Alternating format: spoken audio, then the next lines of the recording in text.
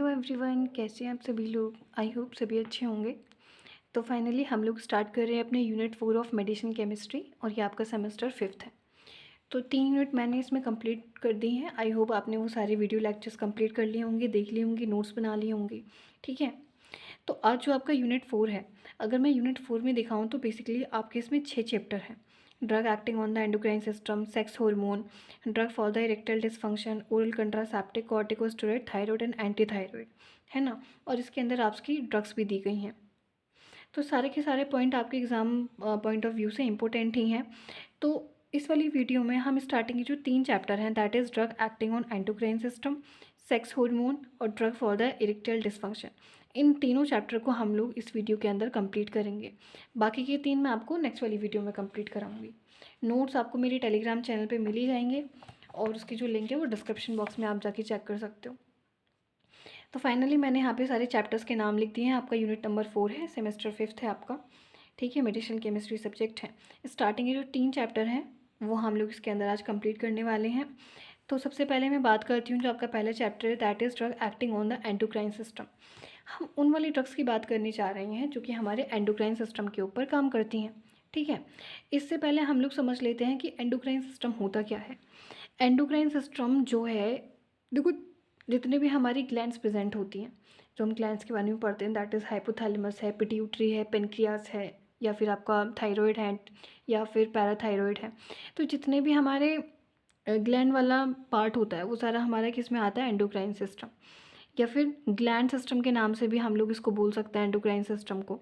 तो endocrine system जो है हेल्प करता है to maintain the internal homeostasis through the use of the hormone.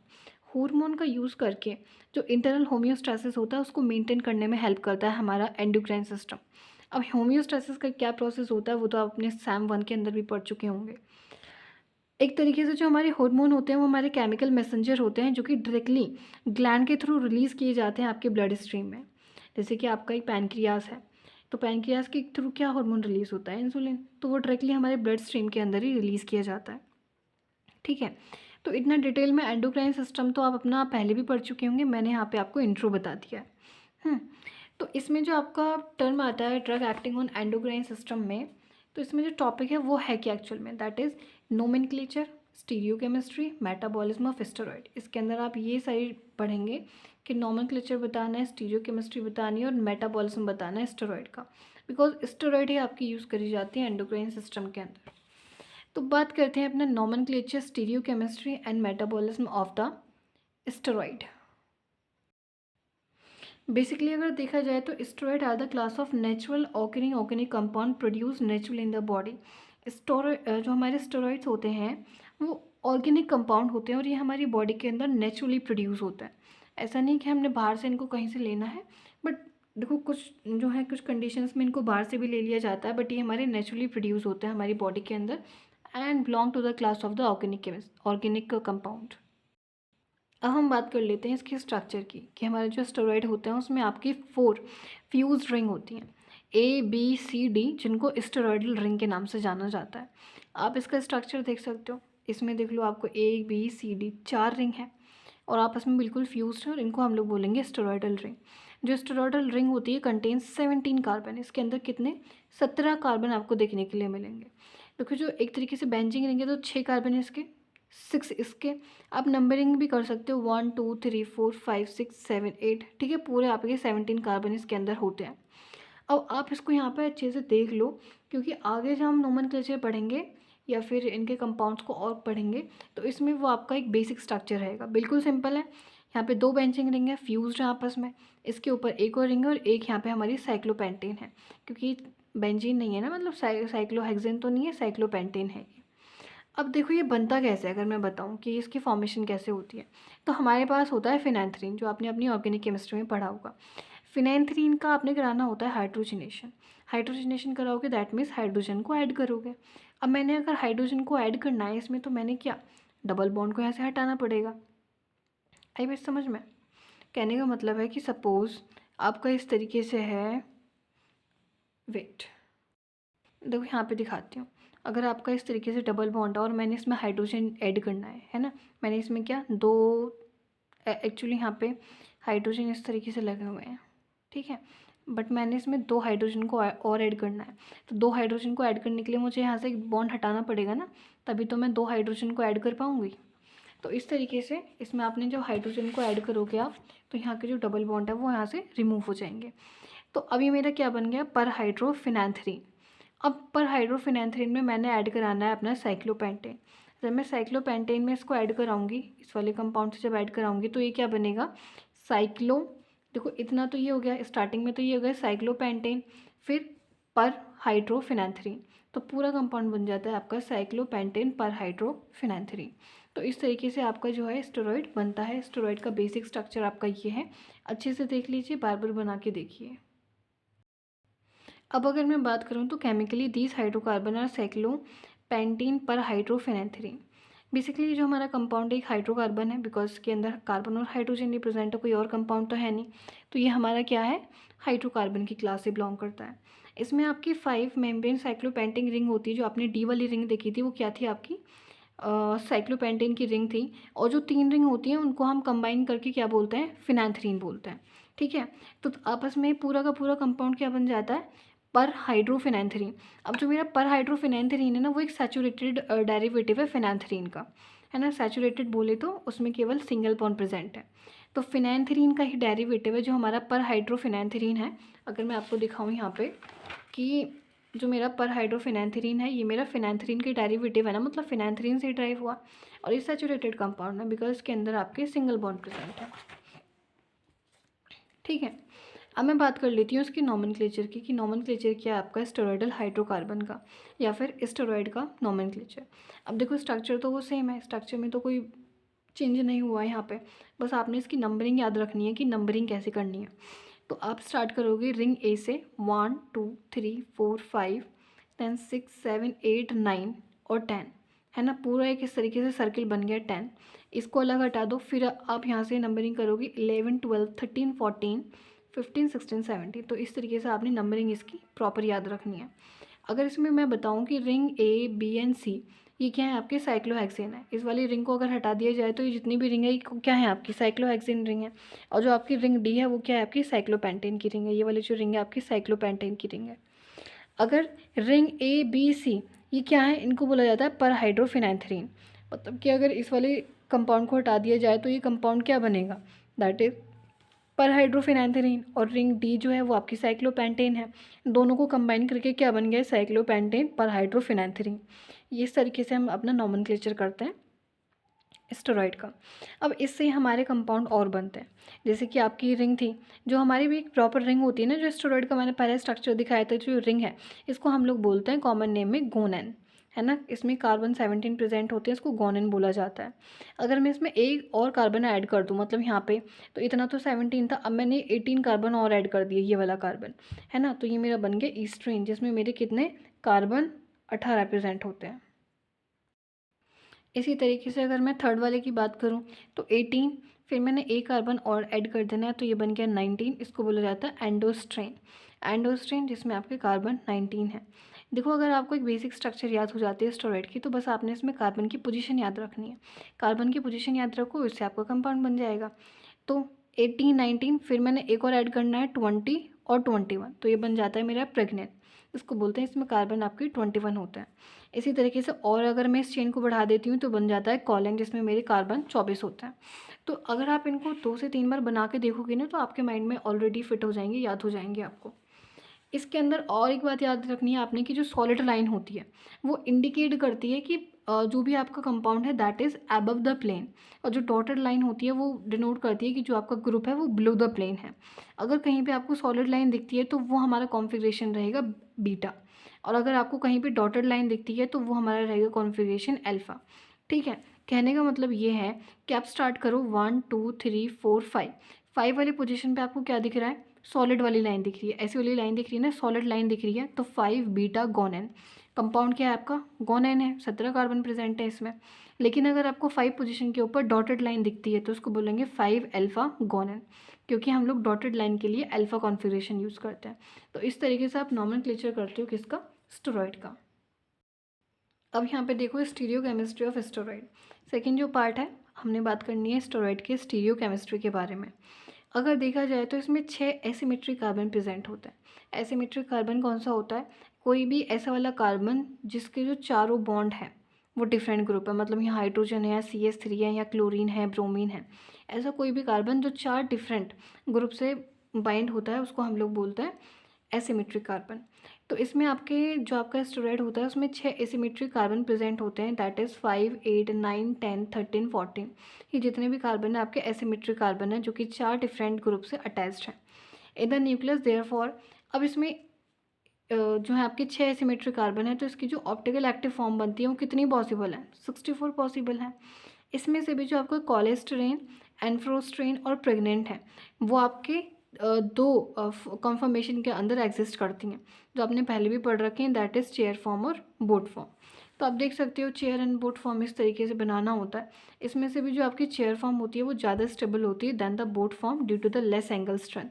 अब एंगल स्ट्रेंथ का फंडा आपने अपना ऑर्गेनिक केमिस्ट्री सेमेस्टर 3 के अंदर पढ़ रखा होगा, है ना। सीधी सी बात यह है कि चेयर फॉर्म के अंदर जो एंगल स्ट्रेंथ है वो कम होता है, जिसकी वजह से जो मेरे चेयर वाली फॉर्म होती है वो क्या होती है? ज़्यादा स्टेबल होती है, जिसकी वजह से जो मेरे एस्टेरॉयड हैं वो भी मोस्टली आपकी चेयर फॉर्म के अंदर ही एग्जिस्ट करते हैं। तो अगर देखो, अगर मैं अपने एस्टेरॉयड को चेयर फॉर्म में बनाना चाहूँ तो देखो ये क्या है, आपका चेयर फॉर्म जो है वो इस तरीके से है। तो एक चेयर फॉर्म, तो मैंने एक कंपाउंड यहाँ पे जोड़ा, फिर 2, फिर 3 और फिर 4। तो अगर आप देखोगे तो ये वाला जो है ना ये साइक्लोहेक्सेन है एक तरीके से। तो साइक्लोहेक्सेन की जो चेयर फॉर्म बनती है वो ऐसे बनती है। अब मैंने देखा था कि एस्टेरॉयड के अंदर आपके 3 साइक्लोहेक्सेन थे, तो एक साइक्लोहेक्सेन, दूसरा साइक्लोहेक्सेन, तीसरा, और लास्ट में मेरी क्या जुड़ी हुई थी? एक साइक्लोपेंटेन की रिंग जुड़ी हुई थी। तो इस तरीके से आपका स्ट्रक्चर बनता है एस्टेरॉयड का in the form of chair form. उसके बाद आप यहाँ पे भी ये चीज़ बता सकते हो कि जो डॉटेड लाइन होती हैं वो रिप्रेजेंट करती हैं आपके बीटा कॉन्फिगरेशन को, और जो मेरी मेरी जो सॉलिड वाला बॉन्ड होता है, जो सॉलिड लाइन होती है वो बीटा कॉन्फिगरेशन को, जो डॉटेड लाइन होती है वो अल्फा कॉन्फिगरेशन को शो करती हैं। एक बात और यहाँ पे आपने याद रखना है, AB ट्रांस और AB सिस। AB ट्रांस और AB सिस का मतलब क्या होता है? अगर मेरे 5 वाली पोजीशन पे, आप देख सकते हो 5 वाली पोजीशन पे अगर मेरी डॉटेड लाइन है तो वो मेरा AB ट्रांस रहेगा। इसी तरीके से अगर मेरा 5 वाली पोजीशन पे आपका वो है, मतलब सॉलिड लाइन है, तो मेरा क्या रहेगा? AB सिस। ठीक है, तो इस तरीके से आप स्टीरियोकेमिस्ट्री को बता सकते हो। अगर मैं बात करूँ मेटाबॉलिज्म क्या है आपका स्टेरॉयड का, बेसिकली मेटाबॉलिज्म का मतलब होता है कि कहीं ना कहीं आप अपने बायोलॉजिकल एक्टिव कंपाउंड को इनएक्टिव कंपाउंड में कन्वर्ट कर रहे हो, है ना। मेटाबॉलिज्म में हमने इसको एक तरीके से डिग्रेड करना होता है, रोकना होता है, तो हम क्या कर रहे हैं? एक एक्टिव कंपाउंड को इनएक्टिव कंपाउंड में कन्वर्ट कर रहे हैं। जो मेन साइट होती है स्टेरॉयड के मेटाबॉलिज्म की वो लीवर होती है, लेकिन किडनी में भी इसका हो जाता है। मेटाबॉलिज्म जो होता है स्टेरॉयड का वो ऑक्सीडाइज किया जाता है, CYP P4 ये एंजाइम होता है, इसके थ्रू आपका स्टेरॉयड का मेटाबॉलिज्म होता है। और जो एलिमिनेशन है वो यूरिनरी या फिर किडनी के थ्रू मेटाबॉलिज्म हो जाता है आपके स्टेरॉयड का। तो बेसिक हमने अपने स्टेरॉयड के बारे में ये पढ़ा आज। जो आपका चैप्टर 1 है हम लोग कंप्लीट कर चुके हैं, nomenclature, stereochemistry and the metabolism. अब मैं बात करती हूँ अपने सेक्स हार्मोन के बारे में। अब सेक्स हार्मोन में 1, 2, 3, 4, 5, 6, 7 आपके यहाँ पे ड्रग्स दी गई हैं जिनके बारे में हमने डिटेल में पढ़ना है।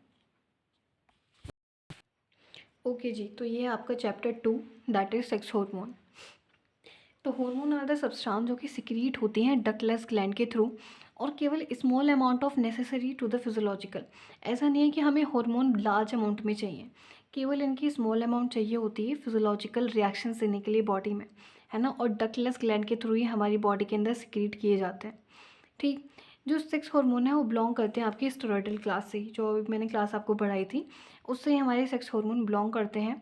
And produce in the gonads. Gonads का मतलब क्या होता है? मतलब गोनेट्स मतलब एक पूरा एक जो आपके सेक्स हार्मोन होते हैं, that is testis in male. तो अगर देखा टेस्टिस मेल के अंदर और ओवेरी फीमेल के अंदर, उनको कंबाइन हम गोनेट्स बोल देते हैं। ठीक है, तो सेक्स हार्मोन होते हैं play an important role in the sexual development in the reproduction. अभी तो बहुत कॉमन सी बात है कि जो हार्मोन होते हैं आपके सेक्सुअल डेवलपमेंट और रिप्रोडक्शन में हेल्प करते हैं। इनकी जो एक्टिविटी है कंट्रोल एंड मॉनिटर, जो आपके हार्मोन होते हैं इनकी जो एक्टिविटी और इनका जो पूरा कंट्रोल करने का जो काम होता है वो होता है आपका एंटीरियर पिट्यूटरी ग्लैंड के थ्रू। एंटीरियर पिट्यूटरी ग्लैंड जो है वो इनको कंट्रोल करती है एक तरीके से।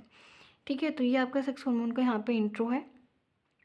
उसके बाद देखे जाए तो बेसिकली आपके 2 टाइप के यहाँ पे हार्मोन होता है। पहला होता है मेल सेक्स हार्मोन। तो ये वाले जो हार्मोन होते हैं जो कि रिलीज़ होते हैं मेल के सेक्स ऑर्गन में, male sex organ that means testis के अंदर ये बनते हैं एंड हेल्प करते हैं development of the sexual organ, हमारे सेक्सुअल ऑर्गन के डेवलपमेंट में हेल्प करते हैं, help in the production of sperm. Sperm sperm के प्रोडक्शन की जो प्रोसेस होती है उसको क्या बोला जाता है, स्पर्मेटोजेनेसिस बोला जाता है। तो बेसिकली जो आपके मेल सेक्स हार्मोन है, तो जो मेल का सेक्स ऑर्गन है उसके डेवलपमेंट पे हेल्प करते हैं, साथ के साथ also help in the production of sperm. Sperm के प्रोडक्शन में हमारी हेल्प करते हैं जो हार्मोन रिलीज होते हैं from the male sex organ. तो इसमें बेसिकली कौन से हार्मोन होते हैं, दैट इज़ एंटेस्टेरोन और टेस्टोस्टेरोन। ये दोनों ही ऑर्गन होते हैं जो कि मेल सेक्स ऑर्गन से आपके प्रोड्यूस होते हैं और ये उसके डेवलपमेंट में हमारी हेल्प करते हैं। सेकेंड आता है इसमें, ओके जी, तो सेकेंड इसके अंदर आता है फीमेल सेक्स ऑर्गन। तो फीमेल सेक्स ऑर्गन जो है आपका रिलीज़ होता है फीमेल सेक्स ऑर्गन जो कि ओवेरी है, इसके थ्रू वो प्रोड्यूस होता है and help in the development of the sexual organ, and sexual organ की डेवलपमेंट में हेल्प करता है, also help in the production of ovum, egg के रिलीज में भी हेल्प करता है, इसको इवोल्यूशन बोला जाता है। तो प्रोजेस्टेरोन ईस्ट्रोजन जो है आपके फीमेल के दो सेक्स हार्मोन होते हैं, ठीक है। तो दो टाइप के इसमें अंदर हार्मोन प्रेजेंट होते हैं। उसके बाद अगर मैं बताऊं कि जो हमारे सेक्स हार्मोन है इनका रिलीज़ होता कैसे है, कैसे इनको कंट्रोल किया जाता है, तो जैसे हमारी हाइपोथैलेमस ग्लैंड जो ब्रेन में प्रेजेंट होती है, जैसे उसको स्टिमुलेशन मिलता है ये रिलीज़ करता है एक हार्मोन जिसको बोला जाता है गोनाडोट्रोपिन रिलीज हार्मोन, है ना। अब ये जो मेरा गोनाडोट्रोपिन रिलीज हार्मोन होता है ये पिट्यूटरी ग्लैंड के जो एंटीरियर वाला पार्ट होता है उसके अंदर पहुंचता है और LH और FSH इनके रिलीज़ को इंक्रीज़ कराता है। LH मतलब क्या होता है, ल्यूटेनाइजिंग हार्मोन, और FSH होता है मेरा फॉलिकल स्टिमुलेटिंग हार्मोन। सिंपल सी बात है, जैसे कोई स्टिमुलेशन मिलता है हाइपोथैलेमस को तो वो हमारा GnRH हार्मोन को रिलीज़ करता है। ये वाला जो हार्मोन होता है ये हमारी पिट्यूटरी ग्लैंड के एंटीरियर पार्ट में पहुंचता है और वहाँ पे ये LH और FSH जो है हार्मोन उनको रिलीज़ कराता है। अभी जो दोनों ही हार्मोन होते हैं आपके LH एंड FSH ये इंक्रीज़ करते हैं रिलीज ऑफ टेस्टोस्टेरोन टेस्टिस के अंदर और ईस्ट्रोजन प्रोजेस्टेरोन ओवरी के अंदर, ठीक है। तो ये जो दोनों हार्मोन होते हैं इन हार्मोन का रिलीज़ कराते हैं ये। जब हमारे टेस्टोस्टेरोन ईस्ट्रोजन और प्रोजेस्टेरोन का जो लेवल होता है वो इंक्रीज़ हो जाता है ज़्यादा, तो ये क्या करते हैं कि नेगेटिव फीडबैक भेजते हैं किसको, आपकी हाइपोथैलेमस को भी और आपके पिट्यूटरी ग्लैंड को भी, कि आप जो इसका लेवल है हमारे हार्मोन का जो लेवल है वो बहुत ज़्यादा इंक्रीज़ हो गया है, आप इस हार्मोन जो है आप इन हार्मोन को बंद कर दीजिए। जैसे ही आपके हाइपोथैलेमस को एक नेगेटिव फीडबैक मिलता है तो ये क्या करते हैं, जो रिलीज़ कर रहा था GnRH इसको स्टॉप कर देते हैं। इसके स्टॉप होते ही आपके एंटीरियर पिट्यूटरी ग्लैंड को कोई सिग्नल नहीं मिलता और आपका जो LH और FSH का जो रिलीज़ है वो स्टॉप हो जाता है। सिंपल, आपको बात समझ में आई। एक बार मैं और डिफाइन कर देती हूँ कि जैसे स्टिमुलेशन मिलता है हाइपोथैलेमस को, यहाँ से GnRH हमारा प्रोड्यूस होता है। ये जो GnRH है ये हमारे पिट्यूटरी ग्लैंड के एंटीरियर पार्ट में पहुँचता है और वहाँ पे हमारा LH और FSH को रिलीज़ कराता है। ये जो दोनों ही हार्मोन होते हैं ये हमारे ईस्ट्रोजन प्रोजेस्टेरोन टेस्टोस्टेरोन के लेवल को बढ़ाने का काम करते हैं, ठीक है। जैसे इनका लेवल ज़्यादा बढ़ जाता है तो एक नेगेटिव फीडबैक जाता है हमारे हाइपोथैलेमस को और पिट्यूटरी ग्लैंड को कि इनका जो लेवल है वो काफ़ी ज़्यादा हो गया है तो आप इनको अब स्टॉप करा दीजिए। तो इस तरीके से आपका रिलीज़ होता है सेक्स हार्मोन का फीमेल और मेल की बॉडी के अंदर। अब इसके अंदर जो ड्रग हमारी यूज़ करी जाती हैं या फिर जो हार्मोन हमारे यहाँ पे यूज़ होते हैं दैट इज़ टेस्टोस्टेरोन, एंड्रोलोन है, प्रोजेस्टेरोन है, ऑस्ट्रियोल है या ऑस्ट्रोडायोल है, ऑस्ट्रियोन है, डाइथाइल एस्टिलबेस्ट्रॉल जो कि एक फीमेल सेक्स हार्मोन ही है लेकिन ये स्टेरॉइड क्लास से बिलोंग नहीं करते, अलग है। अगर मैं बात करूँ टेस्टोस्टेरोन की तो सीधी सी बात है प्राइमरी मेल हार्मोन है जो कि रिस्पॉन्सिबल होता है development of the secondary sex characters. अगर आप देखो तो मेन के अंदर जो सेक्स कैरेक्टर आते हैं जैसे उनके फेस पे फेशियल हेयर आ जाना या उनकी वॉइस का चेंज होना या हेयर ग्रोथ, जो आपके कुछ प्राइवेट एरियाज़ होते हैं वहाँ पे आपकी हेयर ग्रोथ हो जाना, तो ये सारे जो हैं उनके लिए कौन रिस्पॉन्सिबल होता है, आपका टेस्टोस्टेरोन हार्मोन रिस्पॉन्सिबल होता है मेल बॉडी के अंदर। इसके स्ट्रक्चर की बात करी जाए तो देख सकते हो अगर इनको हटा दिया जाए ऊपर जो CH3 वगैरह लग रहे हैं तो बाकी स्ट्रक्चर कैसा है आपका स्टेरॉइड की तरह ही है ना। आपने ये याद रखना है कि बस यहाँ इस वाली पोजीशन पे इस पे आपके CH3 लगा हुआ है, इस पोजीशन पे OH और यहाँ पे आपका डबल बॉन्ड O लगा हुआ है। अगर मैं इसकी मोड ऑफ एक्शन की बात करूँ तो ये अपना एक्शन प्रोड्यूस करते हैं एंडोस्टेरोन रिसेप्टर से बाइंड होकर। जैसे ही आपका टेस्टोस्टेरोन एंड्रोजन रिसेप्टर से बाइंड होता है तो ये मेल रिप्रोडक्टिव टिश्यूज़ में डेवलपमेंट कराता है। दैट मीन्स टेस्टिस और प्रोस्टेट जो दोनों ही आपके पार्ट होते हैं रिप्रोडक्टिव, मेल रिप्रोडक्टिव के, उनके डेवलपमेंट में हेल्प करता है। साथ में प्रोमोट करता है सेक्सुअल कैरेक्टरिस्टिक को, है ना। मेल के अंदर थोड़ा उनका शोल्डर्स का ब्रॉड हो जाना, वॉइस का चेंज हो जाना, फेशियल हेयर का आना, तो ये सारा कौन कराता है? आपका टेस्टोस्टेरोन हार्मोन रिस्पॉन्सिबल होता है इसके लिए। अगर इसके यूजेस की बात करी जाए तो हार्मोन रिप्लेसमेंट थेरेपी में इसका यूज़ करते हैं। साथ में जो आपका सेक्सुअल डिसफंक्शन होता है उसके ट्रीटमेंट में भी हेल्प किया जाता है टेस्टोस्टेरोन का। सेकेंड जो इसके अंदर ड्रग आती है दैट इज़ नैंड्रोलोन। नैंड्रोलोन का स्ट्रक्चर आप देख सकते हो। देखो स्ट्रक्चर तो आपने खुद ही बना के देखनी होंगी, है ना। मोड ऑफ एक्शन की बात करी जाए तो ये भी आपका एंड्रोजन रिसेप्टर से बाइंड होकर अपना एक्शन प्रोड्यूस करते हैं। यूजेस की बात करी जाए तो ये ओस्टियोपोरोसिस के ट्रीटमेंट में यूज़ करे जाता है। ओस्टियोपोरोसिस क्या होता है, एक ऐसी प्रॉब्लम होती है इसमें आपके जो बोन है वो काफ़ी वीक हो जाते हैं, तो उसके ट्रीटमेंट में हमारी हेल्प करते हैं। साथ में बोन फ्रैक्चर को प्रिवेंट करता है और बोन की डेंसिटी को इंक्रीज़ कराता है जो आपका नैंड्रोलोन होता है। साथ में ये अनीमिया की use in the management of anaemia in the people who have the impaired kidney function. जिन पर्सन्स के अंदर आपका इम्पेयर किडनी फंक्शन की प्रॉब्लम होती है, अगर उनमें अनीमिया की प्रॉब्लम हो जाती है तो उनके मैनेजमेंट में भी हेल्प करती है हमारी नैंड्रोलोन ड्रग। थर्ड जो इसके अंदर ड्रग आती है दैट इज़ प्रोजेस्टेरोन, जो कि एक फीमेल हार्मोन ही है। स्ट्रक्चर आप लोग बना देख सकते हो यहाँ पे। साथ में ये भी हमारे ईस्ट्रोजन रिसेप्टर से बाइंड होती है और अपने एक्शन को प्रोड्यूस करती है। Oral contraceptive to prevent the pregnancy, इसको ओरल कंट्रासेप्टिव की तरह भी यूज़ करा जाता है प्रेगनेंसी को प्रिवेंट करने के लिए। साथ में एबनॉर्मल यूट्रिन ब्लीडिंग, अगर किसी की यूट्रिन में एबनॉर्मल ब्लीडिंग हो जाती है ज़्यादा हार्मोनल इम्बैलेंस की वजह से किसी फीमेल के अंदर आपने देखा होगा कि जो ब्लीडिंग है वो काफ़ी, जो मेंस्ट्रुएशन साइकिल के टाइम पे जो ब्लीडिंग है वो बहुत ज़्यादा होती है, तो उसके ट्रीटमेंट में भी हमारा प्रोजेस्टेरोन का यूज़ किया जाता है। और ब्लीडिंग होती क्यों है? क्योंकि उसमें जो भी फीमेल है उसमें हार्मोनल इम्बैलेंस हो गया है, तो उसकी वजह से ये चीज़ हो जाती है। उसके बाद इसमें जो नेक्स्ट ड्रग आती है दैट इज़ ओस्ट्रियोल। ओस्ट्रियोल का स्ट्रक्चर आप देख सकते हो। इसका जो मोड ऑफ एक्शन है वो थोड़ा सा डिफरेंट है और बाकी की जो 3 ड्रग हैं उनके अंदर भी सेम आपका मोड ऑफ एक्शन रहेगा, तो आप यहाँ पे अच्छे से देखो। देखो जो हमारी ड्रग होती है ये आपके ईस्ट्रोजन रिसेप्टर से जाके बाइंड होती है। 2 यहाँ पे रिसेप्टर होते हैं oestrogen receptor, that is oestrogen receptor alpha and oestrogen receptor beta. 2 receptor होते हैं, तो उन रिसेप्टर से जाके ये बाइंड होती है। जैसे हमारी ईस्ट्रोजन रिसेप्टर से जाके बाइंड होती है, लेकिन तो ये जो टारगेटेड सेल है उसके न्यूक्लियस में एंटर करती है और वहाँ पे रेगुलेशन कराती है। कहने का मतलब है वहाँ पे जीन का ट्रांसक्रिप्शन होता है और जिससे हमारा ग्रोथ एंड डेवलपमेंट होती है किसमें? फीमेल के सेक्स ऑर्गन के अंदर, ठीक है। साथ में ये यूटीआई यूरिनरी ट्रैक इन्फेक्शन है तो उसकी ट्रीटमेंट में यूज़ किया जाता है ईस्ट्रोल का। ईस्ट्राडायोल है, तो ईस्ट्राडायोल का स्ट्रक्चर है, मोड ऑफ एक्शन जो है मैंने अभी जो बताया था इसमें वो सेम है इसकी तरह।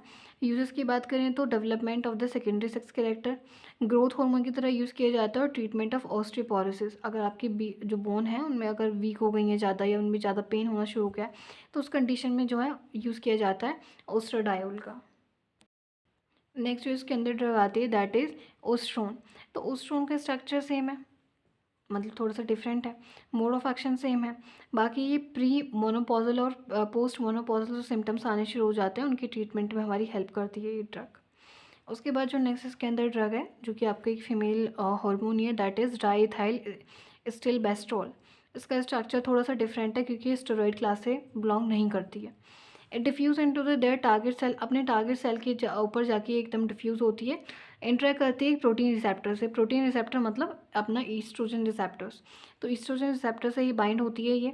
इसमें बेसिकली अगर टारगेट सेल जो है कौन कौन से इंक्लूड होते हैं, फीमेल रिप्रोडक्टिव सेल हो गई, मेमोरी ग्लैंड हो गई, हाइपोथैलेमस वगैरह, तो ये इसकी टारगेटेड सेल होती हैं, इनके ऊपर ही जाके बेसिकली अपना एक्शन देती है। Treatment of prostate and the breast cancer, जो प्रोस्टेट ग्लैंड प्रेजेंट होती है मेल के अंदर जो ब्रेस्ट हैं उनके कैंसर्स में ट्रीटमेंट में यूज़ किया जाता है। साथ में जो हार्मोन थेरेपी है उसमें भी हम लोग यूज़ करते हैं इस ड्रग का, ठीक है। तो आई होप आपने समझ में आया होगा सेक्स हार्मोन का पूरा, और जो मैंने ड्रग्स इसके अंदर बताई हैं डाईइथाइल स्टिलबेस्ट्रॉल तक वो आपने समझ में आ गई होंगी। लास्ट जो इसके अंदर थर्ड चैप्टर है that is drug for the erectile dysfunction, और इसके अंदर 2 ड्रग आती हैं उनके बारे में हम लोग पढ़ेंगे। तो ये है आपका chapter third that is drug for the erectile dysfunction. अब इसको समझने से पहले हम ये समझते हैं कि इरेक्टाइल डिसफंक्शन होता क्या है। इरेक्टाइल डिसफंक्शन को इम्पोटेंस के नाम से भी जाना जाता है, ठीक है। इम्पोटेंस के नाम से भी जाना जाता है। It is defined as a failure to achieve or maintain a rigid penile erection suitable for satisfactory sexual intercourse. कहने का मतलब ये है कि एक ऐसी प्रॉब्लम है आपकी जो इरेक्टाइल डिस्फंक्शन है, पहले तो एक मेल प्रॉब्लम है, इसमें फीमेल का कोई काम नहीं है, ये आपका एक मेल प्रॉब्लम होती है। इसमें होता क्या है कि ड्यूरिंग द सेक्सुअल इंटरकोर्स जो फीमेल का सॉरी मेल का जो पेनिस होता है उसको इरेक्ट करने में काफ़ी प्रॉब्लम हो जाती है ना। या तो वो इरेक्ट हो ही नहीं पाता, अगर इरेक्ट हो भी गया तो काफ़ी उसको मेंटेन करना थोड़ा इम्पॉसिबल हो जाता है ना। तो एक कॉमन कंडीशन है आपके मैन के अंदर, जो 40 से ऊपर के जो मेल होते हैं उनके अंदर एक कॉमन कंडीशन सी देखी जाती है। इस कंडीशन में होता क्या है, जो पर्सन का जो पेनिस होता है या तो वो टोटली फेल हो जाता है, इरेक्ट ही नहीं होता, अगर होता भी है तो उसको मतलब कंसिस्टेंसी मेंटेन नहीं होती, जिसकी वजह से क्या है कि जो एक सेटिस्फैक्शन वहाँ पे मिलना चाहिए इस इंटरकोर्स के टाइम पे वो चीज़ वहाँ पे अचीव नहीं हो पाती, जिसकी वजह से एक नेगेटिव इम्पैक्ट पड़ता है आपकी रिलेशनशिप के ऊपर, और साथ में जो पर्सन का सेल्फ कॉन्फिडेंस है वो भी कहीं ना कहीं पे कम हो जाता है। ठीक है, तो वही आप यहाँ पे डेफिनेशन पढ़ सकते हो कि define as a failure to achieve, है ना। फेल हो जाते हैं टू अचीव या फिर मेंटेन करने में, या तो अचीव ही नहीं होती वो चीज़, या तो इरेक्ट ही नहीं होगा, या फिर उसको मेंटेन करने में। Are rigid erectile suitable for, जो कि चाहिए होता है, जो सूटेबल होना चाहिए सेटिस्फैक्ट्री सेक्सुअल इंटरकोर्स के लिए, वो चीज़ यहाँ पे नहीं मिल पाती है, अचीव नहीं हो पाती है, तो इस कंडीशन को हम लोग बोलते हैं इरेक्टाइल डिस्फंक्शन, है ना। थोड़ी ये प्रॉब्लम है क्योंकि कंसीव करने में भी यहाँ पे अगर ये प्रॉब्लम है तो कंसीविंग में भी काफ़ी प्रॉब्लम हो जाती है एक रिलेशनशिप के अंदर, और एक नेगेटिव इम्पैक्ट जो है वो भी देखने के लिए मिलता है, और जो सेल्फ कॉन्फिडेंस है वो भी पर्सन का कहीं ना कहीं लूज़ हो जाता है ना। तो वहाँ पे मैंने लिखा है कि एक ऐसी कंडीशन होती है जहाँ पे person either totally fail to achieve an erection of penis, या तो जो पेनिस है वो इरेक्ट ही नहीं होता है मतलब, है ना, या फिर not able to consistently maintain, अगर इरेक्ट हो भी गया तो वो पूरा एक लंबे टाइम तक कंसिस्टेंट नहीं हो पाता है।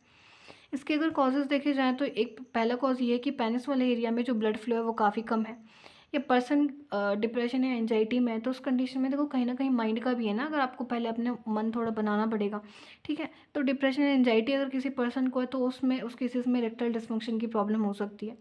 अनहेल्दी लाइफस्टाइल, अनहेल्दी लाइफस्टाइल, गंदा खाना खाते हो या फिर फिजिकल इनएक्टिव हो बिल्कुल, तो ये सारे क्या है, अनहेल्दी लाइफस्टाइल भी एक तरीके से इसको कॉज कर सकती है। डायबिटीज़ का होना, ओल्ड एज या स्पाइनल कॉर्ड में कोई डैमेजिंग होना, तो ये सारे कॉजेज़ हो सकते हैं आपके इरेक्टाइल डिस्फंक्शन के लिए। अब इसमें कौन कौन सी ड्रग्स यूज़ करी जाती हैं और वो कैसे काम करती हैं उनके बारे में हम लोग यहाँ पे पढ़ते हैं। ओके जी, तो इसमें आपकी जो ड्रग यूज़ करी जाती हैं दैट इज़ सिल्डेनाफिल और टैडालाफिल, टेडालिफिल, जो भी आप इसको प्रोनाउंस करना चाहो। ठीक है, तो सिल्डेनाफिल जो है आप देख सकते हो स्ट्रक्चर, इससे पहले मैं आपको बताती थी हूँ, ये जो आपका इरेक्टाइल डिस्फंक्शन वाला टॉपिक है बहुत ज़्यादा इंपॉर्टेंट है ना। 7 मार्क्स में ये पूछा ही जाता है, और ये नहीं आएगा तो आपकी जो दोनों ड्रग हैं 2 मार्क्स में पूछ ली जाती हैं, इनका स्ट्रक्चर, इनका मोड ऑफ एक्शन, के यूजेस, बहुत इंपॉर्टेंट है, छोड़ना नहीं है ये बिल्कुल भी। तो इसका आप स्ट्रक्चर देख सकते हो, थोड़ा सा डिफिकल्ट है बट बना बना के देखोगी तो प्रैक्टिस हो जाएगी।